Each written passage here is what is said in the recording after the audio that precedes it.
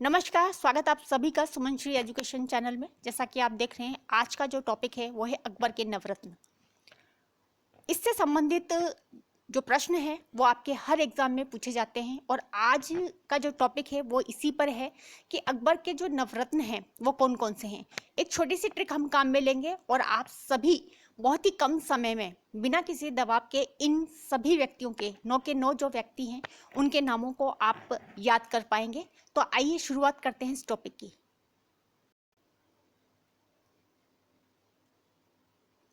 यहाँ पर सबसे पहले अकबर के जो नवरत्न हैं, कौन कौन से नवरत्न हैं उनके नामों को हम एक बार देख लेते हैं। सबसे पहले बात करें मुल्ला दो प्याज़ा। इन्हें खाने में प्याज बहुत अधिक पसंद थे और इसीलिए अकबर ने इन्हें जो उपाधि दी वो दो प्याज़ा की उपाधि दी और इनकी उपाधि के साथ इनका नाम पड़ गया मुल्ला दो प्याज़ा। दूसरे नंबर पर हम बात करें फैज़ी। फैज़ी ने संस्कृत की जो गणित की पुस्तक है लीलावती भास्कराचार्य के द्वारा लिखी गई थी और फैज़ी ने इनका फारसी में अनुवाद किया था। तीसरे नंबर पर हम बात करें तो है अबुल फजल। अबू फजल जिन्होंने अकबरनामा और आईने अकबरी की रचना करी है, साथ ही साथ इन्होंने अकबर के समय में पंचतंत्र की कहानियाँ, उसके बारे में हमने बात करी थी, विष्णु शर्मा के द्वारा ये लिखी गई है। तो पंचतंत्र की जो कहानियाँ हैं उनका फारसी में अनुवाद किया है अनवर ए सुहेली नाम से। आपने यदि फर्स्ट ग्रेड का जीके का अगर पेपर देखा हो, फर्स्ट ग्रेड जो अभी हाल ही में हुई थी जनवरी में, तो उसमें इससे संबंधित जो प्रश्न है वो आया है।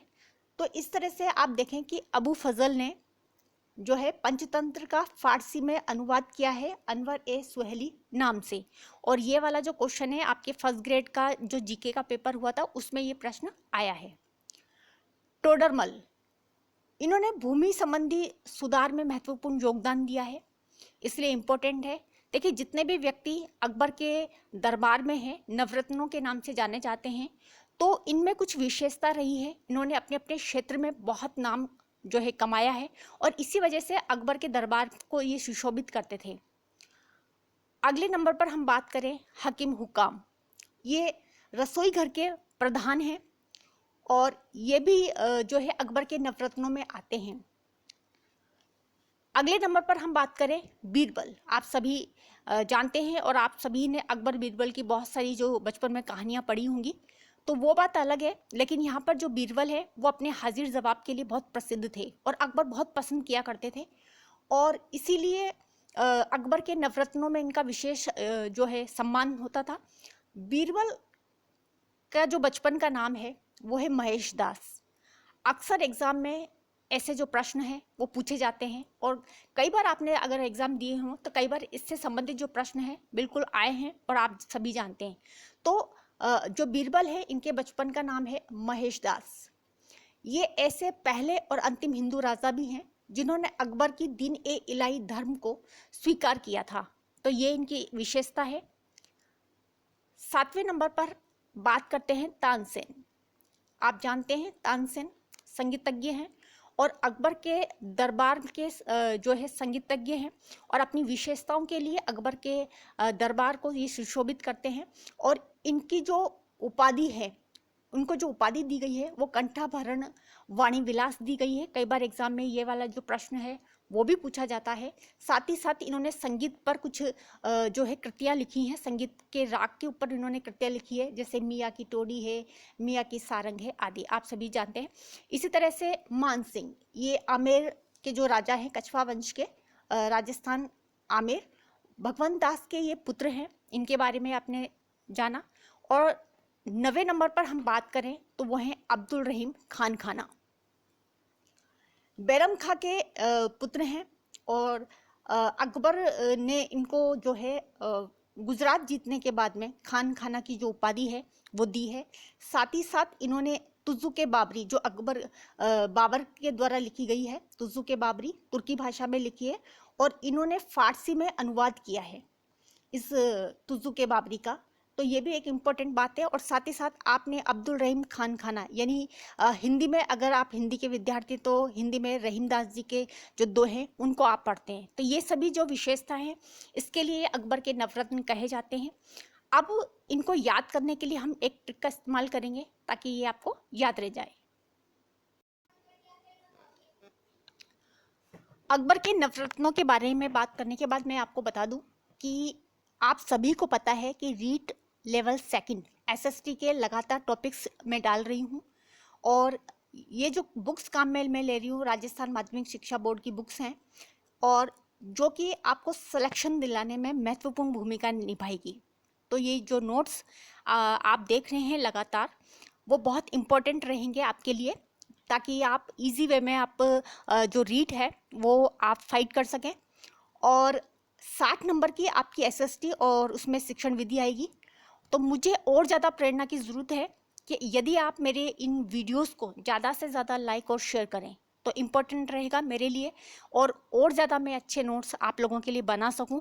अभी मैंने 6 क्लास की एसएसटी के जो नोट्स थे, हिस्ट्री के जो नोट्स थे, उसके जो टॉपिक हैं वो डाले हैं। 7th क्लास की जो बुक्स के टॉपिक हैं वो चल रहे हैं। तो इसी तरह से आगे भी और ज़्यादा आपके लिए अच्छे नोट्स मैं बनाऊं, इसके लिए ज़रूरी है मुझे आपका सहयोग। आप वीडियोस को ज़्यादा से ज़्यादा लाइक करें, अपने दोस्तों के साथ शेयर करते रहें, और ज़्यादा से ज़्यादा आप स्टूडेंट्स को जोड़ने का प्रयास करें।